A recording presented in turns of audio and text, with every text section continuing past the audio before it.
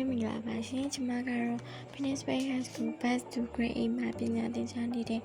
video FCO မှာရှင်ကျွန်မကဒီဗီဒီယိုလေးမှာဆိုရင်တတိယကြီးခုနကတည်းကမှာပါဝင်တဲ့မန္တလေးတိုင်းဒေသကြီးအကြောင်းကိုပြပြပေးတော့မှာပါရှင်အဓိကပြပြပေးတော့မှာကတော့မန္တလေးတိုင်းဒေသကြီးရဲ့ရိုးရာလုပ်ငန်းစီးပွားရေးလုပ်ငန်းခီးသွွားလုပ်ငန်းပို့ဆောင်ဆက်သွယ်ရေးလုပ်ငန်းနဲ့မြို့ရေးချောင်းရေးဖြစ်ပါတယ်ရှင်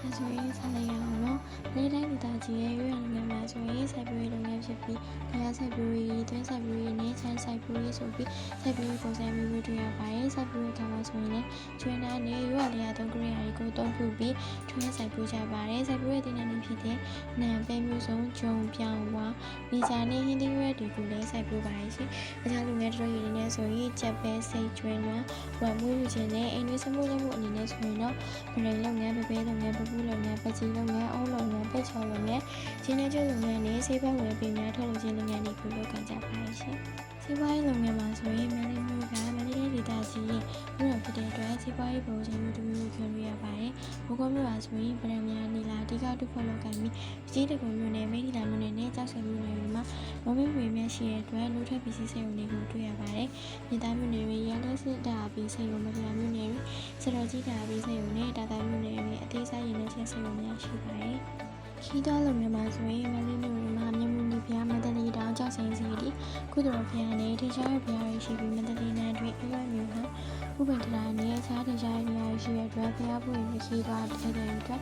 ဆောင်နိုင်နေနေဖြစ်ပြီးပကံမြောင်တွင်ရွှေစည်းကုံဖျားအလနာဖျားစားတဲ့ကျောင်းစီပထဝီကိုလည်းလာရောက်လည်ပတ်မှုရှိအထူးသဖြင့်ရှေးအောင်ရည်ကြီးမှုနေမျိုးရာဆိုရင်ကဘာလက်ခီးသွွားတွေအတွက်ဆက်ဆောင်မှုရှိဆုံးနေရာတစ်ခုဖြစ်ပါတယ်။ပြုံးနေမျိုးမှာဆိုရင်ရာသီဥတုအမြပြီးပန်းလို့ဆောင်ဆုံးပြီးပွင့်နေတဲ့ဖျားလာပါတဲ့တဘာဝရှုခင်းရှိတဲ့အတွက်ခီးသွွားလုပ်ငန်းဖွံ့ဖြိုးတိုးတက်တဲ့အလားအလာကောင်းတဲ့မျိုးတွေပဲဖြစ်ပါရဲ့ရှင်။ဆက်သွယ်ရေးမှာဆိုရင်ကားလန်ကရန်ကုန်မန္တလေးအဝေးပြေးလမ်းမန္တလေးမြစ်ကြီးနားစတဲ့အမျိုးသားဝေးပြေးလမ်းတွေနဲ့ဆက်သွယ်ထားပါတယ်။ရထားလမ်းမှာဆိုရင်မန္တလေးဘူတာကြီးကမန္တလေးတိုင်းဒေသကြီးရဲ့အထူးရထားလမ်းဆောင်ဖြစ်ပြီးရန်ကုန်မြစ်ကြီးနားမန္တလေးလာရှိုးစတဲ့မြို့တွေနဲ့ဆက်သွယ်ထားပါတယ်။ရေကြောင်းလမ်းမှာဆိုရင်တော့မန္တလေးဗမော်မန္တလေးပသိမ်များကိုရေကြောင်းလမ်းရှိပြီးလေကြောင်းလမ်းဆိုရင်တော့အထက်ဦးမြို့တွင်မန္တလေးပြည်ပြည်ဆိုင်ရာလေးစိတ်ရှိပြီးပြည်ပြည်ပါဖြစ်တဲ့ထိုင်းစင်ဘူတရုတ်တို့နဲ့လည်းဆက်သွယ်ထားပါတယ်ရှင်။မြို့တွေအကြောင်းကိုပြောမယ်ဆိုရင်တော့မန္တလေးမြို့ကမန္တလေးတိုင်းဒေသကြီးရဲ့မြို့တော်ဖြစ်ပါတယ်။ကုန်းလယ်ကြီးလမ်းလေးကြောင်းလမ်းတွေရှိပြီးမြန်မာပြည်ရရင်ကြီးမှုမြို့တွေကိုထိန်းသိမ်းထားတဲ့မြို့လေးဖြစ်ပါတယ်။ညောင်မြို့ဟာဆိုရင်မန္တလေးမြို့ရဲ့တောင်ဘက်တွင်ရှိပြီးကမ္ဘာမွေးနေ့စိန်မြို့ဖြစ်ပါရှိတဲ့မြို့တစ်မြို့လည်းဖြစ်ပါတယ်။နောက်ထပ်ပြုံးလီမြို့မှာဆိုရင်